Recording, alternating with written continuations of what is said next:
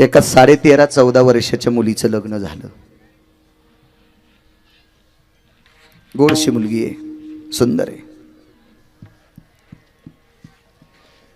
13-14 वर्ष वय आहे तिचं. आता कायद्याच्या चौकटीत इतक्या कमी वयाच्या मुलीचं लग्न होत नाही आणि करू पण नाही. आदर करा आपल्या संस्कृतीचा, आपल्या कायद्याचा, आपल्या नियमावलीचा आदर करा. देव तुमचं चांगलं करेल. पण तो पूर्वीचा काळ होता. माझ्या लहानपणी असं ऐकायचं, पाळण्यालाच कुंकू लाईत होते. महाराज मला नाव आठवणं, भाऊलाल महाराज. पाळण्याला कुंकू. याच्या पलीकडचा एक शब्द सांगू का विठ्ठलांना? नाते जर संलग्न अशी गोडशे असतील तर ठरवल्या जायचं, जर तुम्हाला मुलगी झाली तर ती आम्ही सून म्हणून करू. आईच्या पोटाला कुंकू लावायचे. लोक म्हणतील याच्या गोळ्या संपल्या. माया संपल्या नाही. तुम्ही जुन्याचं ऐका ना, सुमळे होत विडाला.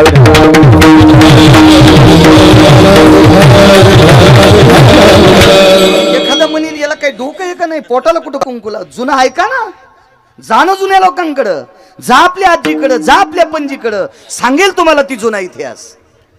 पण आपलं कसं झालंय, आपल्याला जुनी आवडत नाही. त्याच्यामुळे आपल्याला जुनं आवडत नाही का, आपलं आवडत नाही का, आपलं जतन केलं पाहिजे. याचा धरीन करीन आपुले. आपल्यांशी जरा लळा ठेवा, नातं ठेवा. काय ऋणानुबंध होते पूर्वीच्या काळात. तो काळ वेगळा होता. फार कमी काळात एका मुलीचं लग्न झालं. लग्न करण्याची त्यावेळेला इच्छा सुद्धा नव्हती, पण एक प्रकार घडला आणि त्या प्रकारात त्या मुलीचं लग्न झालं. त्या मुलीचं लग्न 95 वर्षाच्या म्हाताऱ्यासोबत केलं. काय वानवातानं पुरे वाणी. 95 वर्षाच्या म्हाताऱ्यासोबत. आणि तुम्ही नर्मदा परिक्रमा केली, मीही केली. मला चार वेळेस नाही सांगायचं, तुमचीच सांगतो. कारण तुमची सांगण्यासाठी मला बलिले. आणि मी माझी सांगत असेल तर हे म्हणतील वारे वातो तो चटका आणलास का काय. त्याच्यामुळे आजचं माझं बाजूलाच राहू दे, तो तुमचीच परिक्रमा सांगतो. मग राहू द्या.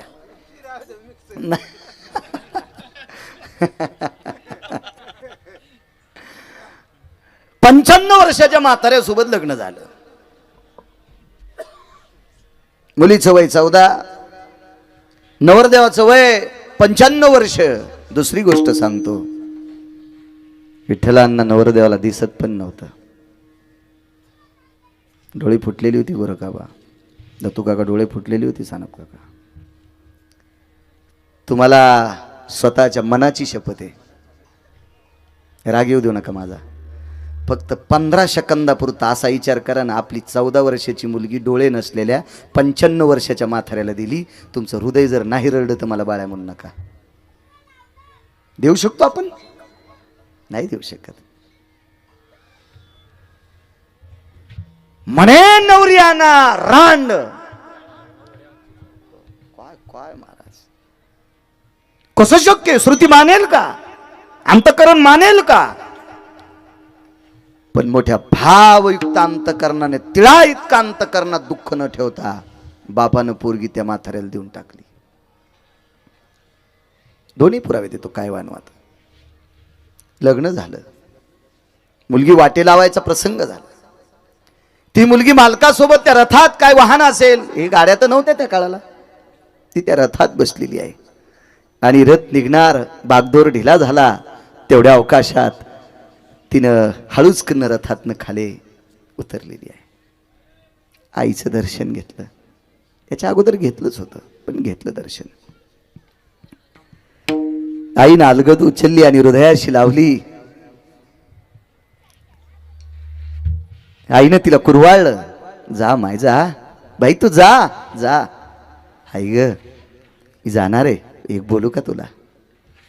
तुझे जावाई आहेत ना, त्यांचे केस काळे नाहीत. आई तुझे जावाई आहेत ना ग, त्यांचे केस पांढरे पण नाहीत. आई म्हणली मग कसे आहेत? पिंगट आहेत. काळ्याच्या नंतर पांढरी होत असतात आणि पांढऱ्याच्या जटा योगेश पिंगट होत असतात. पिंगट बाबा, पिंगट होत असतात. पिंगट. आईनं सांगितलं माझ्या जावयाच्या जटा पिंगट आहेत. असं कसं शक्य आहे? हो आई. आणि आई तुझे जावाई नुसते आंधळे नाहीत, नुसते अंध नाहीत, त्यांचे डोळे फुटलेले आहेत, त्यांचे बुबळ फुटलेले आहेत. ठीक आहे, येऊ काय? ये माय, काय वाटलं असेल होत्या माईला? 2 पावलं मुलीनं पलीकडे ओरड्याच्या नंतर आईनं आवाज दिला, बाई थांब माय. कडकडाटून मिठीटा मारली आणि पोरीच्या मानावर मान टाकली, कानात वाक्य सांगितलं, बाई या पतीचा संसार कर. आई लेकरावर जितकं प्रेम करते तितकं प्रेम तू आपल्या नवऱ्यावर कर. ज्या दिवशी तुझ्या मनात पाप येईल त्या दिवशी संध्याकाळी माय मिली असा निरोप येईल. याला म्हणायचं भारतातली आई, याला म्हणायचं महाराष्ट्रातली माता. इतकं गोड शिकलं पाहिजे आपल्या मुलीला, इतकं गोड शिकवा. जगदाळे आबा त्या माऊलीच्या लक्षात आलं, आईचं इतकं कोमल अंतकरण असताना मला असं म्हणते आपण बाबांकडे जावं. वडिलांकडे गेली, वडिलांचं दर्शन घेतलं. महाराज बाप तो असतो, महाराज बाप तोय महाराष्ट्रातला ज्याचे डोळे रडत नाहीत, ज्याचं हृदय रडत आहे. ज्याचे डोळे रडत नाहीत त्याचं हृदय रडत आहे, त्याला बाप म्हणतात. बाप या पवित्र भारतीय संस्कृतीतला, महाराष्ट्राच्या मातीतला तो एक बाप आहे, त्याचं अंतःकरण रडत आहे. आपल्या बाबांचं दर्शन घेतलं.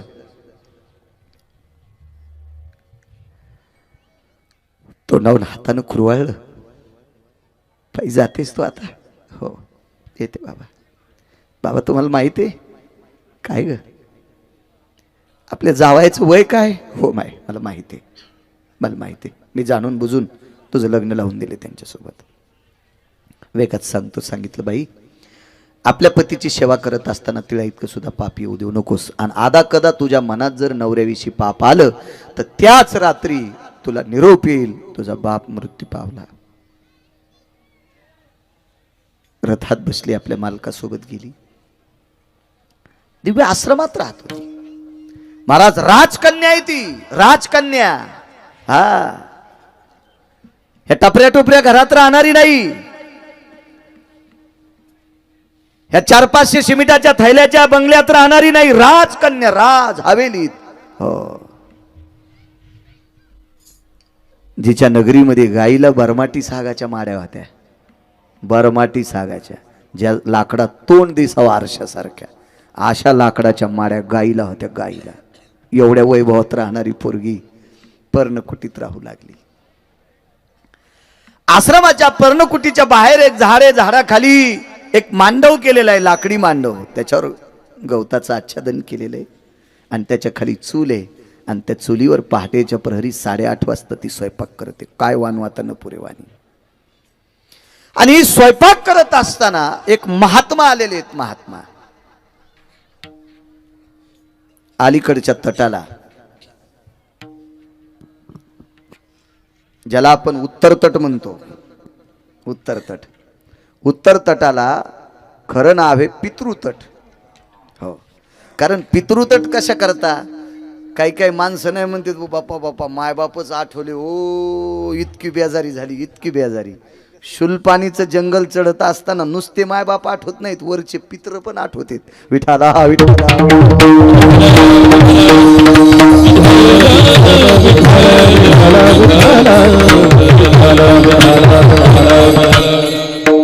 आणि अलीकडे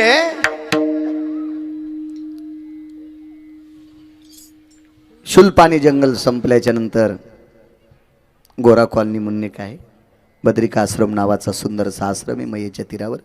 भगवान शूलपाणेश्वराचं अधिष्ठान आहे तिथं. आणि तिथं मुक्काम झाल्याच्या नंतर आपण पहाटे चालत राहतो. उजव्या हाताला एका महात्म्याचं मंदिर आहे. तो महात्मा म्हणजे देवांचा डॉक्टर आहे.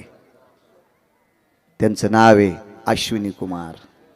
देवांचे डॉक्टर आहेत ते, देवांचे. माणसांचे डॉक्टर ठराविक, त्याच्यापैकी दोघांचं नाव सांगतो, सुशेठ आणि एक धन्वंतरी. देवांचे डॉक्टर मात्र अश्विनी कुमार. तिथे दधीचींनी साधना केली त्याच जाग्यावर, मुनिश्री दधीची. या दधीचीनं स्वतःच्या हाड काढले, हाडाचं वज्र तयार केलं. हे वज्र 33 कोटी देवांचा राजा, माणसांचा नाही, दत्तोपंतजी देवांचा राजा, त्याच्या हातात वज्र दिलं आणि या वज्रानं एक नालायक मारला. दधीची तिथंच. अश्विनी कुमारांची साधना नर्मदे मैयाच्या तीरावर झाली. देवांचे वैद्य आहेत ते. देवांचे डॉक्टर आहेत आणि पहाटेच्या प्रहरी या 13, 14, 15 वर्षाची नवरी, नुकतंच लग्न झालेली मुलगी स्वयंपाक करत होती आणि तिच्या दारात भिक्षा मागण्याकरता आले. विठाला विठाला विठाला.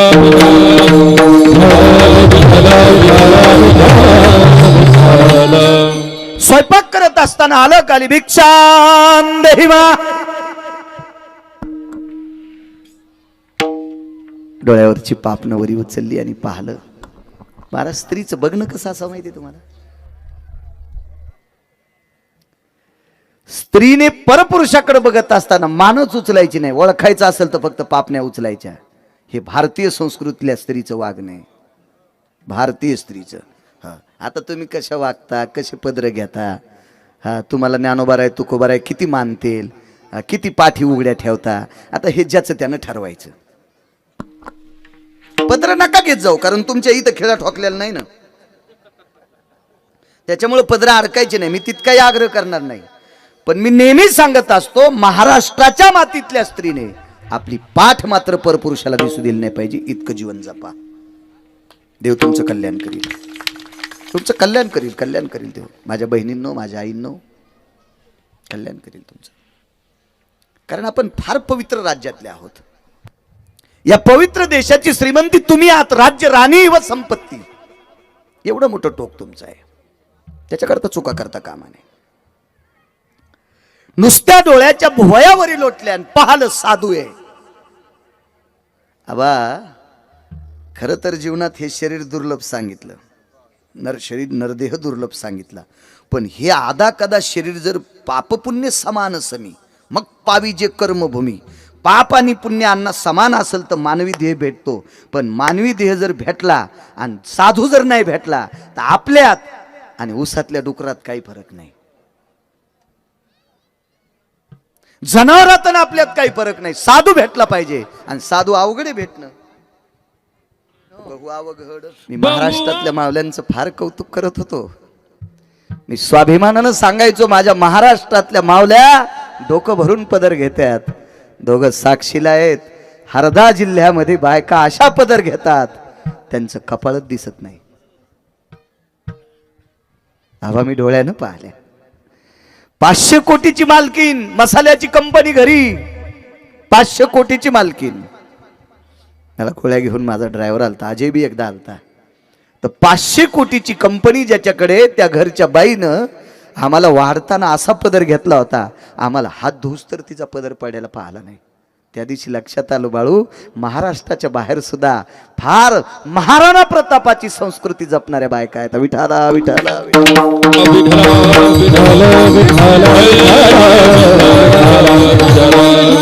एक चव्हाण नावाचा व्यक्ती भेटला, बँकेमध्ये कर्मचारी होते ते. त्यांनी स्वतः कणिक मळून मला पोळ्या केल्या, चपात्या केल्या. त्यांना सांगितलं, दादा, हिंदीत कळायची त्यांना, हिंदीत बोललो, दादा मला एक गोष्ट फार आवडली तुमच्याकडे. तुमच्याकडे बायका पल्लू फार सुंदर घेतात, पदर फार छान घेतात.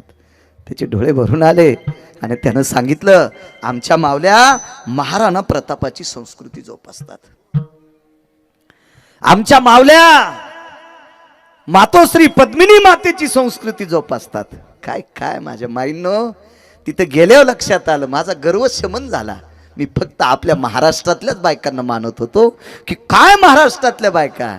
ऐका माझ्या माईंनो, तुम्ही पायी जाऊ नका, पायी जाऊ नका, पण माफी मागून एक शब्द वापरतो, तुमच्या ओटीचा काळ, मासिक पाळीचा काळ बाजूला लोटून तितक्या काळात 15 दिवसात आपल्या मालकाला घेऊन, आपल्या घरातल्या लोकांना घेऊन गाडीनं परिक्रमा करा आणि 3 जिल्ह्यातल्या बायका एमपीतल्या पहा, त्या कसल्या पदर घेतात. मग नंतर तुमच्या लक्षात येईल आपल्या मुलींना आपण किती गोड शिकू. विठाला विठाला.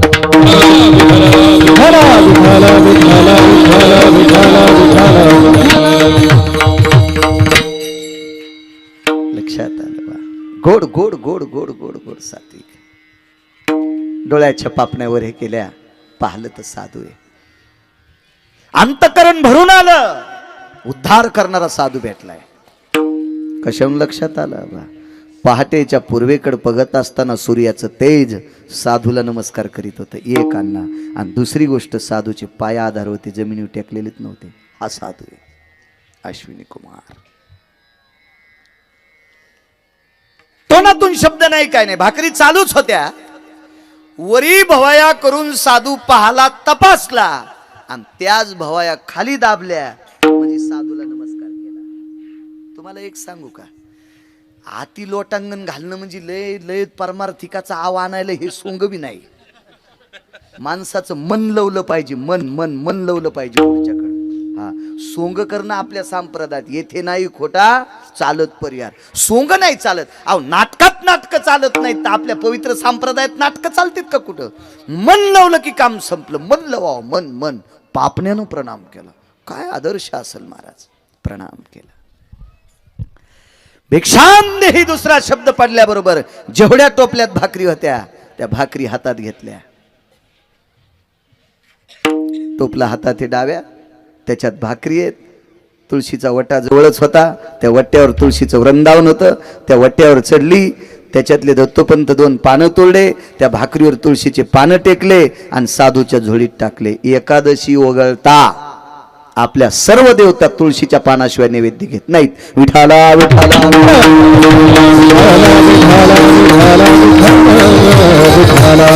तुळशी पासी वन माळी सदा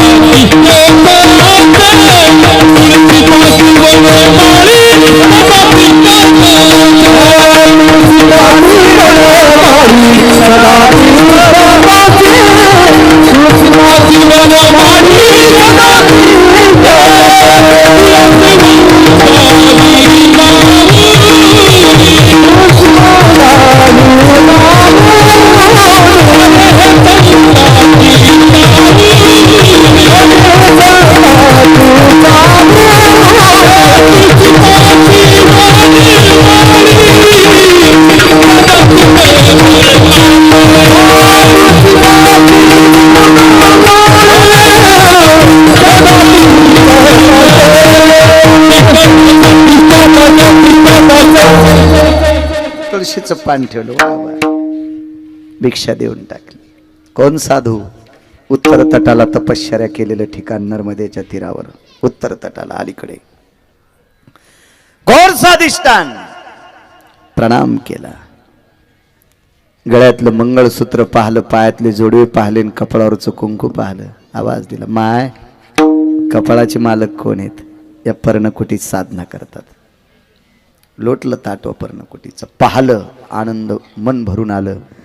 अश्विनी कुमारांचे शिष्य होते. आवाज दिला, बाळा 100 पार केलेला व्यक्ती, फार दिवस झाले लग्न होऊन, 100 पार केलेला व्यक्ती, भग्न झालेली डोळे, चाफत रांगत रांगत अलीकडे आले, गुरुजीचे पाय धरले आणि फुटक्या डोळ्यानं पायावर पाणी ठेवलं. पायावर अभिषेक केला. प्रणाम गुरुदेव. महाराज ज्याचे पाय सुद्धा जमिनीवर टेकत नाहीत तो साधू आपल्या भक्ता करता शिष्या करता खाली बसलेले आहेत. खाली बसले. हृदय कवळ. वा, अरे डोळी भग्न झाली. जी गुरुदेव. वा. बाहेर कोण आहे? अर्धांगिनी आहे. एक विचारू म्हणे, तुझं वय काय? मी नाही आरो तुला बोलत बरं का, अश्विनी कुमार बोलायलेत. हो, तुझं वय काय? तिचं वय काय? आमच्या लग्नातला एक अपघात आहे. आमच्या प्रापंचिक जीवनातला एक अपघात आहे आणि आमच्या ह्या प्रापंचिक जीवनातल्या अपघातात आमचं लग्न झालंय. ठीक आहे. एक बोलू म्हणे, ज्या पत्नीचं इतकं तोंड भरून आपण कौतुक करता त्या पत्नीला उपमा आहे का तुमच्याकडे? उपमा. एखाद्या मित्रानं जर आपल्याला कधी अडचणीत मदत केली तर माणूस सहज उपमा काय देतो? अरे काय करायचा भाऊ, भावापेक्षा पाठी राखाय. म्हणजे मित्राला उपमा दिली भावाची. मित्राला उपमा दिली भावाची. महाराज अश्विनी कुमारांनी विचारलं, पत्नीसाठी एखादी उपमा आहे का? प्रापंचिक जीवनात पाणी ग्रहण केल्यामुळे पत्नी पत्नीच आहे, पण सेवेच्या बाबतीत एकच उपमा आहे, माय सुद्धा कमी पडू शकते. माय सुद्धा कमी पडू शकते. इतकं माझ्यावरती जीव लावते. स्नान घालण्यापासून गंध लावण्यापर्यंत, हातात जपाची माळ देण्यापासून इथपर्यंत माझी सेवा करते. वा वा वा. जाऊ दे, तुझा प्रपंच सुखाचा ऐकल्याच्या नंतर, पाहिल्याच्या नंतर आनंद वाटतोय. मी काय देऊ तुला? पहा, गुरुजींनी शिष्याला शब्द केला, मी काय देऊ, काय देऊ? काय वानू न पुरे, आता न पुरे वाणी. का संतांच्या पायावर डोकं ठेवायचे? त्यांचे हे चरित्र पाहण्यापेक्षा आपली तितकी वाणीच नाही. जिथं तुकोबराय म्हणतात तिथं आपण काय पिठलं हटायचं? साधू भेटला की आपणही दर्शन घेतलं पाहिजे, पण साधू तपासता आला पाहिजे. आपण काय झालं माहितीये का? महाराजाच्या जत्रात फिरायलो. आपलं काय झालंय? भरपूर महाराज आहेत आपल्या भोवताल, जत्राच हे महाराजाची, पण नाटके महाराज येत, सारे नाटके. त्याच्यामुळे आपला उद्धारच नाही ना. महाराज उद्धार व्हायचा असेल तर साधू त्या अधिकाराचा भेटला पाहिजे, त्या अधिकाराचा. आणि त्या अधिकाराचा भेटण्यासाठी आपलं नशीब फुटलेलं आहे. पार समुद्राच्या पलीकडे झोपलं ना, पांचट नशीब आपलं. त्याच्यामुळे उद्धार करणारा आपल्याला भेटत नाही ना. काय ताकद महाराज, काय देऊ तुला? गुरुजी एकच देऊन टाका. फार दिवसापूर्वी मी तुमचे पाय पाहिले होते आणि आता पायावर कपाळ ठेवले, पण मला बघायला भेटत नाहीत. याच्याकरता एका मिनिटापुरते मला फक्त डोळे द्या आणि पुन्हा बंद करून टाका. काय मागणं असेल ना यार, कर.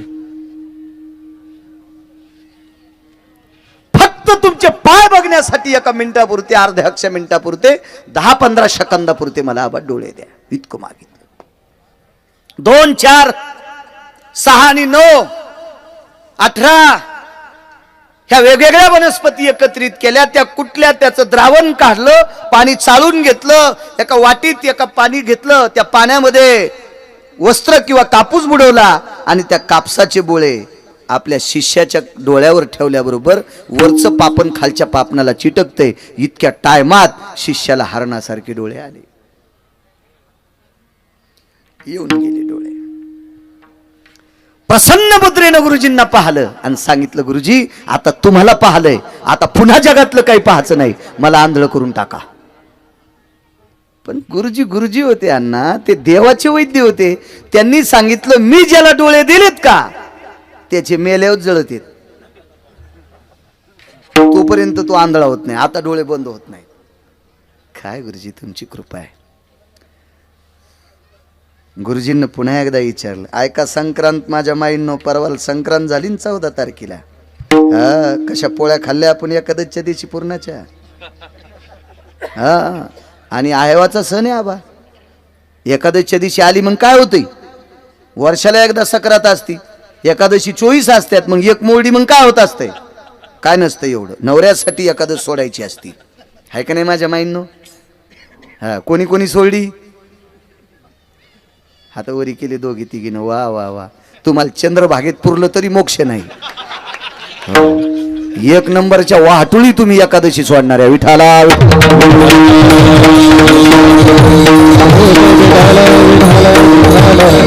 एकादशीची अन्न पान, एकादशीची अन्न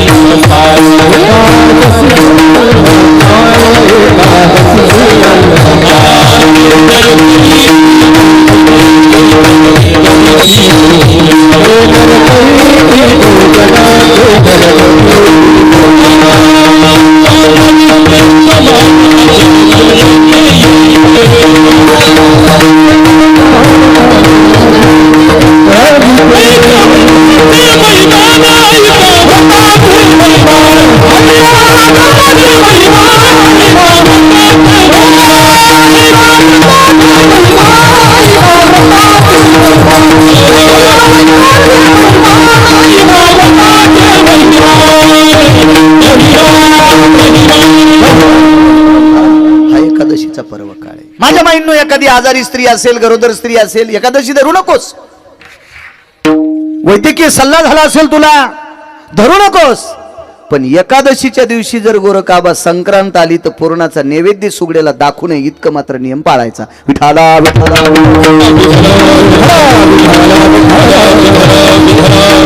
आठवा माझ्या माईंनो, मी काय बाई नाहीये, पण 2-3 वर्षापूर्वी एका संक्रांतीची भोगी एकादशीच्या दिवशी आलती.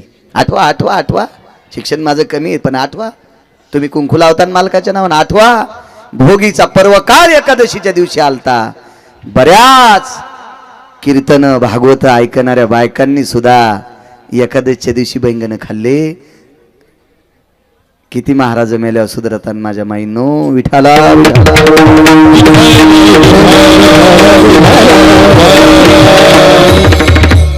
ऐका काय पुण्य मालकाच्या सेवेचं. डोळ्याले तोंडातनं वाक्य पडलं देववैद्यांच्या. उत्तर तटाला मंदिर आहे त्यांचं. नर्मदेच्या तीरावर तपश्चर्या केली. चला आबा पुढच्या वर्षी गाडीन जाऊ. 15 दिवसात होती. मी दरवर्षी नाही पाय नका, नाही याला मोठं करा मग चला पाय पाय. अजून तुम्ही सुटले नाही संसारातून. मग हाऊत भरला त्याच्यामुळे मी गेलतो. मला बरेच लोक म्हणले कस काय जातात गिरगावकर 7-8 दिवसाला येते वापस असे म्हणायचे लोक. हो मी पैशासाठी गेलोच नाही, उभं राहून कीर्तन करण्यासाठी गेलो. विठाला हाची नेम आता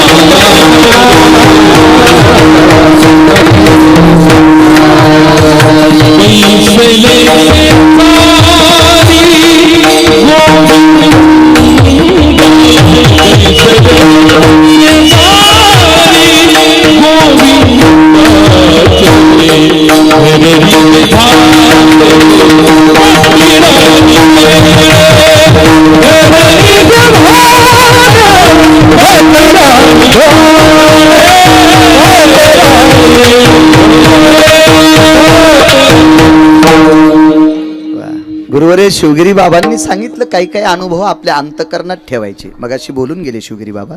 आणि खरंच काही काही नर्मदा मैयेचे साक्षात्कार आहेत ना, ते अंतकरणात ठेवायचे. तुम्हाला किती आले ते अंतकरणात ठेवा. मलाही किती आले ते ठेवतो, पण माझा एक उघडा करतो. मला 27 मिनिटाच्या नंतर अण्णा उभं राहता येत नव्हतं, म्हणून मी इळीळ शेतात चालायचो, पण चलत राहायचो. ह्या बांधावून त्या बांधावून त्या बांधावून या बांधावून, पण एका जागेवर उभं थांबता येत नव्हतं. आता मी 4-4 तास एकाच जागेवर थांबू शकतो. हे मैया नर्मदा मैयाचा प्रताप आहे. विठाला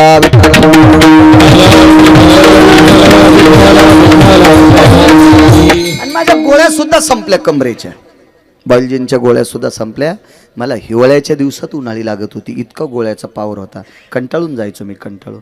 मला एका वैद्यकीय क्षेत्रातल्या मोठ्या व्यक्तीनं सांगितलं, महाराज ह्या गोळ्या 3 वर्षाच्या नंतर घेतल्या की किडण्या संपत असतात. मी 5.5 वर्ष घेतल्या. 5.5 वर्ष माझ्या किडण्यात नर्मदा मैयानं त्याच्याकरता ठुल्या, तू माझ्याकडे येणार आहेस म्हणून. विठाला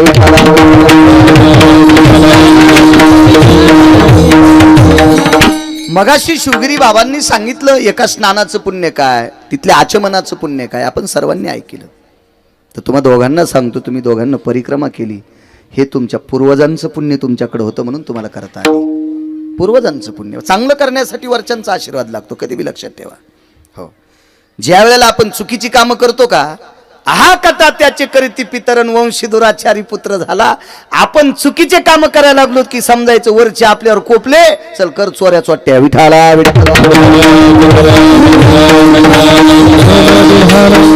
तुमच्या पूर्वजांचा तुमच्यावर आशीर्वाद, तुम्ही परिक्रमा केली. चला या तटावर ज्या वैद्याचं नाव सांगतोय, ज्या साधूचा अधिकार सांगतोय, उत्तर तटावर साधूने तपश्चर्या केली. प्रचंड साधूच्या तपश्चर्या.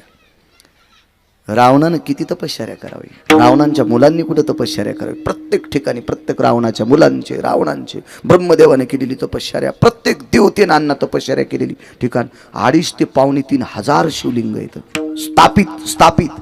आणि नर्मदा मैयाच्या पात्रातला प्रत्येक पाषाण मनुष्य नाही, ते प्रत्येक शिवस्वरूप आहे. साना तो शिवस्वरूप आहे. गोलता आहेच, पण ऐका त्याचा पुरुषार्थ. जगात तुम्ही हिऱ्याचं, माणिकाचं, सोन्याचं जर शिवलिंग आणला तर वेदाच्या मंत्राशिवाय आणि भूदेवाशिवाय त्याची प्राणप्रतिष्ठा गोरखाबा होत नाही. तुम्ही हिऱ्याचं करा, नारकर, कुठलंही करा. तर तू काका त्याची प्राणप्रतिष्ठा वेद घोषाशिवाय होऊ शकत नाही. पण नर्मदा मैयातला पाषाण उचलला आणि नुसता नमः पार्वते म्हणून स्थापित केला तरी त्याच्यात भगवान शिवजीला यावं लागते महाराज. इतकी ताकद त्या पाण्यात. एक सोपा शब्द समका, सोपा शब्द. बायकांना मी सहज ओझरतं म्हणलं, मासिक पाळीचा पर्याय शोधून वारीला जा. माफ करा बरं का, मला सुद्धा आई आहे, मला सुद्धा बहिणी आहेत, मला सुद्धा एक मुलगी आहे, मला सुद्धा पत्नी आहे. एखादा शब्द वापरला म्हणजे लोक म्हणतील वय कमी असताना का, मी तुमच्या हिताकरता वापरतोय. आपल्या मासिक धर्माचा नियम जोपासून तुम्ही नर्मदा परिक्रमेला जा. कारण त्या पाण्यातली शुद्धता सांगू का, कारण ती जडाला चेतन करण्याची ताकद आहे. जडाला चेतन करण्याची ताकद त्या पाण्यात आहे. महाराज दगडच आहे ना, पण एरवीच्या दगडाला घडवावं लागते ना हरकर. घडिल्याच्या नंतर त्याला नाना प्रकारच्या देवता स्थापित कराव्या लागतात. किती चौरंग, किती पाट, किती देवता, किती मंत्र, किती स्वाहाकार, किती हवन, किती प्रकारच्या देवता आमंत्रित करणं. त्याच्यानंतर मग धान्यादिवास, जलादिवास, मग सगळं ते कसं स्थापित करायचं ते सगळं भूदेव, असे विद्वान भूदेव ते करत राहतात. पण इकडं नर्मदा मैयाचा स्पर्श झाला दगडाला की तो दगड राहत नाही, तो शिव होऊन जातंय. महाराज जडाला शिव बनवती. तिचं पाणी किती पवित्र असेल, पाणी. जगातली एकही बिस्लरी नर्मदा मैयाच्या पाण्याची बरोबरी करू शकत नाही. हे काही 3-4 हजार लिटरचे पाणी पितात का? हे मोबाईलवर ऐकलं मी पोरायच्या ड्रायव्हरच्या ना आजयच्या मोबाईलवर. हे मला दाखवू लागले, हे फलाना माणूस इतक्या 1000 लिटरचं पाणी पितोय. म्हणलं त्याला एकदाच ही म्हण आणि नर्मदेचं पाणी पी. ह्या पाण्यातली पावर काय. अजून 4-2 वर्ष आयुष्य वाढल. विठाला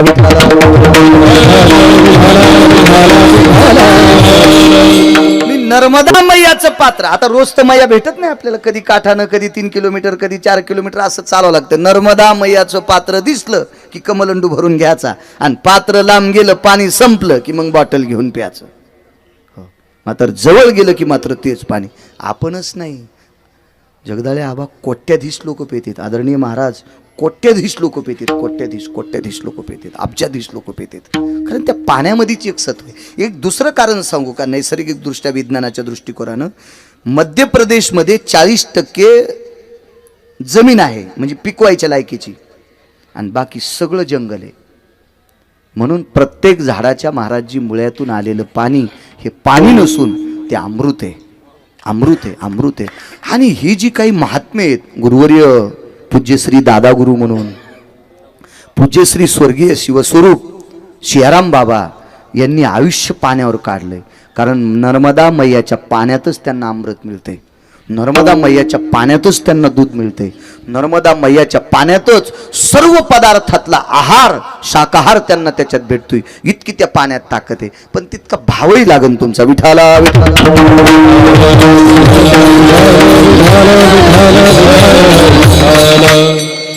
डोळे परत आले. इथपर्यंत आलतो ना, डोळे परत आले. आता मी डोळे बंद करणार नाही, चालूच राहतील. पुन्हा एकदा विचारलं, पत्नी किती सोय करते? गुरुदेव, आई लेकरावर जितकं प्रेम करते त्याच्या कितीतरी पटीनं माझी पत्नी माझ्यावर प्रेम, म्हणजे आईच्याही प्रेमाच्या पलीकडचं प्रेम. वा वा वा वा वा वा. सांग माझ्या माईंनो, ज्या बाईनं नवऱ्यावर माईपेक्षा जास्त प्रेम केलं त्याचा पुरुषार्थ आहे का, त्याचा प्रताप आहे का, आणि त्याचा परिणाम आहे का? म्हणून मी सतत कीर्तनात सांगतो, आमचे पाय लुचण्यापेक्षा नवऱ्याच्या पायावर डोकं ठेवी जा. जी बाई महाराजाचे पाय धुवून पाणी पिती, नवऱ्याच्या पाया पडत नाही का, तिला चंद्रभागेत पुरलं तरी मोक्ष नाही.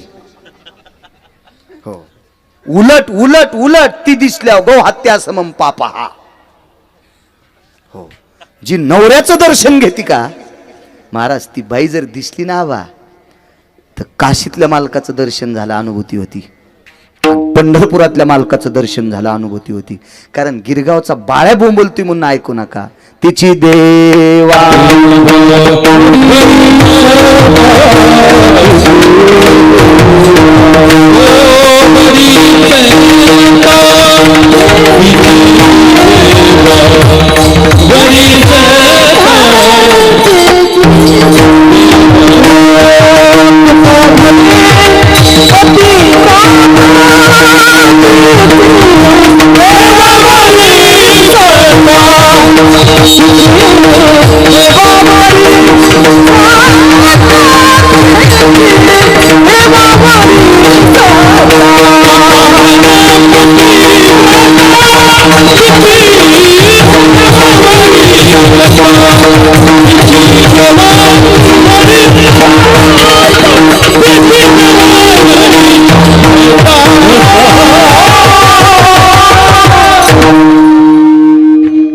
माझं वाक्य आहे का माझ्या माईंनो?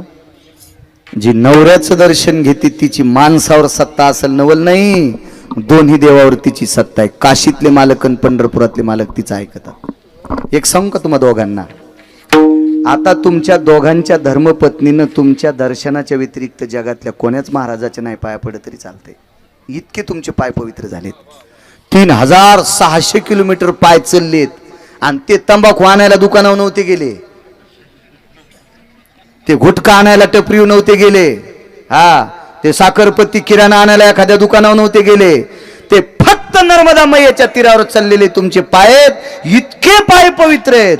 एकादशीच्या दिवशी तुमच्या धर्मपत्नीनं तुमचं दर्शन घेतलं की त्यांनी मनात मानायचं पांडुरंगाचं दर्शन घेतलं. इतका मोठा पुरुषार्थ आपल्या पतीच्या दर्शनाचा आहे. ऐका माझ्या माईंनो, ऐका ऐका ऐका ऐका. तुकोबर आहे का साधूच्या चरणावर तो मस्तक होतात आणि बघा पतिव्रतेचा पुरुषार्थ किती. साधूनं पुन्हा एकदा विचारलं, सांग बरं पत्नी कशी सेवा करती? का तारुण्य दशेतली तू म्हातारा आहे, डोळे फुटके होते, अंध होतास, आता मी तुला डोळे दिलेस म्हणून फार आशाबाईनं तुझी सेवा केली, याच्याकरता तिला पाणी लावू लावू लावू चोंबाळतोस? नाही गुरुदेव, नाही गुरुदेव. गुरुदेव अंतकरण सांगतंय, हृदय सांगतंय. आई आपल्या लेकरावर जितकं प्रेम करते त्याच्या 1000 पटीनं माझ्या पत्नीनं माझ्यावर प्रेम केलंय. आणि त्या दिवशी देवाच्या डॉक्टरनं विचार केला, नवऱ्यावर माईपेक्षाही जास्त प्रेम करणारी बाई, आज तिचं इतकं तारुण्य आहे आणि पती जर या वयात असेल तर सृष्टी तिच्याकडे बघत असताना काय करेल? म्हणून 52 वनस्पती एकत्रित केल्या विठ्ठलांना. 52 वनस्पती त्या कुटून कुटून कुटून त्याचं चाटण तयार केलं, चाटण द्रावण चाटण तयार केलं. आणि त्या 52 वनस्पती 100 ओलांडलेल्या म्हाताऱ्याला, डोळे तर आता दिलतेच, मग त्या चाटायला दिल्या. तर 100 ओलांडलेला नवरदेव 22.5 वर्षाचा झाला. त्याचं नाव आहे च्यवनप्राश. त्या चाटणाचं नाव आहे च्यवनप्राश. मी 150 किलो खाल्ला होता कमरासाठी, एक पण गोळी कमी नाही झाली गोरखाबा. हा उलट्या तो जास्त खाल्ला वाढू लागलो. 150 किलो खाल्ला. कारण ह्या महाराजांनी अश्विनी कुमारांनी ज्या वनस्पती टाकल्या का त्या त्याच्यात नव्हत्याच ना, आणि त्याच्यात जर असत्या ना बापा बापा बापा बापा बापा बापा अख्ख्या प्रॉपर्टी विकून म्हाताऱ्यानं तेच खाल्लं असतं आणि त्याच म्हाताऱ्यानं डबल लग्न केलं असतं. पोराला म्हणला असता तू तसाच राय मुंज्या, तू तसाच मुंज्या राय. काय अवघड काम झालं असतं. म्हणून देव बी लय हुशार हो. हे च्यवनप्राश तयार करणाऱ्याला बी त्या वनस्पती गौसू दे ना. विठाला विठाला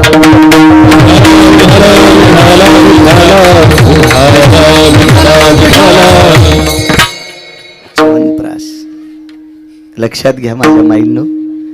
एका बाईला प्रपंचातलं आपलं तारुण्य आणि पतीचं वार्धक्य याची जरा मिळती जुळती मेळ बसत नव्हता. म्हणून आपल्या मालकाच्या सेवेनं एका साधूनं संसार गोड केला, दोन्हीचा संसार सरळ केला. एक माहितीये का तुम्हाला, गाडीचे चाक लहान मोठे असले तर गाडी व्यवस्थित चालते का? चालू जाणार कर नाही चालू शकत. मग संसारात पती आणि पत्नी अण्णा हे संसार रूपी रथाचे चाक आहेत. आबा चाक येते हे एक जर खालीवरी झालं ना सारा संसारीच का तू, बंदा संसारीच का तू, पार लगे खालून वरीपर्यंत पेटतो आणि त्याच्या जाळानं शेजारी बी जळत येत. हो हे चाक सरळ महाराजी सरळ केला, संसार गोड केला. पण दृष्टांत संपला. महाराज श्रुती नावाची पत्रकार यांच्याकडे आली. म्हणून श्री च्यवनांना प्रश्न केला, या राजकन्याला प्रश्न केला. हिचं नाव सांगत नाही, घरी गेल्यावर लक्षात घ्या. पहा पुराण बघा काय नाव असेल तिचं. काही काही गोळ्या खट्या घेतल्या नाही पाहिजे, रिॲक्शन येत असते. राजाची मुलगी आहे. तिला विचारलं, बाई आतापर्यंत तुझ्याकडे देवता? मी आतापर्यंत लग्न झाल्याच्या नंतर सर्व चंडिका मला भेटल्यात. यक्षिणी, डंकिनी, शंखिनी, कंकिनी, चंडा, महाचंडा, वितंडा, वज्रेश्वरी, कामेश्वरी, प्राणेश्वरी, विमला, कमला, सगळ्या जगदंबा, आदिशक्ती माता, महाकाली, महासरस्वती, महालक्ष्मी, सगळ्या काही भेटल्या. मग तू त्यांना मागितलं नाही? मी त्यांना मागितलं माझ्या मालकाचे डोळे द्या. तर त्यांनी सांगितलं तूच मालकाचे डोळे फोडे होतेस. श्रीमद भागवतात कथा ऐका, लक्षात येईल तुमच्या. वनात खेळत असताना काड्या घेतल्या. हा साधू तपश्चर्या करत असताना वारुळ वाहडं, वारुळाच्या छिद्रात काड्या घातल्या, साधूचे डोळे फुटले. म्हणून बापानं तिच्यासोबत लग्न लावून दिले त्या साधू सोबत. तुझं पाप आहे, तुझं कर्म आहे. आणि हे फेड्याशिवाय आम्हाला बायोडाटा तुझा पुसता येत नाही. हा बायोडाटानुसार तुला या वयस्कर माणसासोबत लग्न करावं लागेल, प्रपंच करावं लागेल. चला, श्रुती नावाची पत्रकार चवनांकडे गेली. महाराज, आपल्याला एखादी देवता भेटली नाही, ब्रह्म विष्णू महेश हे तिन्ही भेटले. यक्ष किन्नर गंधर्व चारण विद्याधर लोकपाल दिक्पाल चारुवा सगळे भेटले, पण सगळ्यांनी सांगितलं चवना तुमचं प्रारब्ध एका जन्मातलं खोटं होतं, याच्याकरता तुमच्या प्रपंचात ही गुंतागुंती राहणारच आहे. मग श्रुतीनं सांगितलं, जगदंबा तिकडे तुमच्या पत्नीचं ऐकू शकत नाही, तिन्ही देव तुमचं ऐकू शकत नाही, मग तुमचं तारुण्य परत आलं, तुमचे डोळे परत आले, तुमचा संसार सुखाचा झाला, ही ताकद कशाची आहे? तर चवनांनी सांगितलं, हे देव करू शकत नाहीत, बायोडाटा चुलीत घालून जाळून टाकून पुढच्याचं भलं करतात ती फक्त संत असतात. म्हणून मालक पहिल्या कडव्यात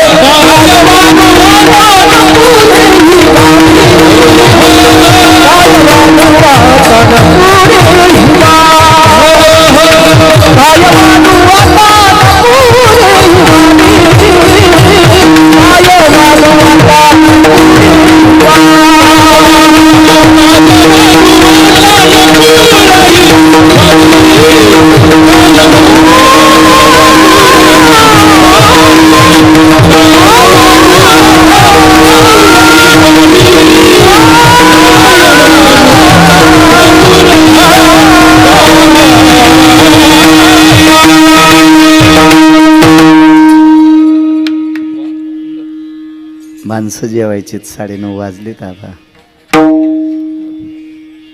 थंडीचे दिवस आहेत.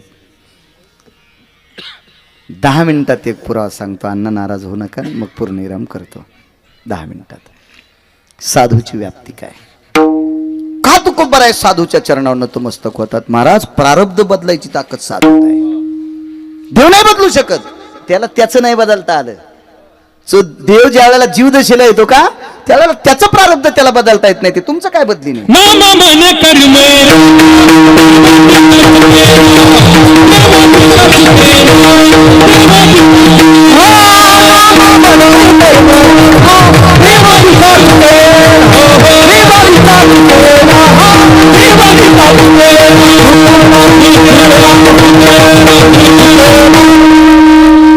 थोडासा गोड आणि मोजक्या वेळात एक प्रसंग मांडतो तुमच्या पुढे. एका बाईचे मालक वारले. संक्रांत झाली माझ्या माईंनो, ऐका ऐका ऐका. मला ज्या त्या काळात त्या समय जाणं आपल्या संप्रदायात सांगितलं. वारीचा जर प्रसंग असेल तर कीर्तन 14व्याचा असू द्या, वर्ष श्राद्धाचा असू द्या, 10व्याचा असू द्या, पण वारी जर जवळ आली असेल तर शहाण्या कीर्तनकारानं त्याच्यातला 10 मिनिटं वेळ काढून वारीवर बोललं पाहिजे. आपल्या संप्रदायाचा नियम आहे. संक्रांत झाली सौभाग्याचा सण आहे. माझ्या पवित्र महाराष्ट्रातील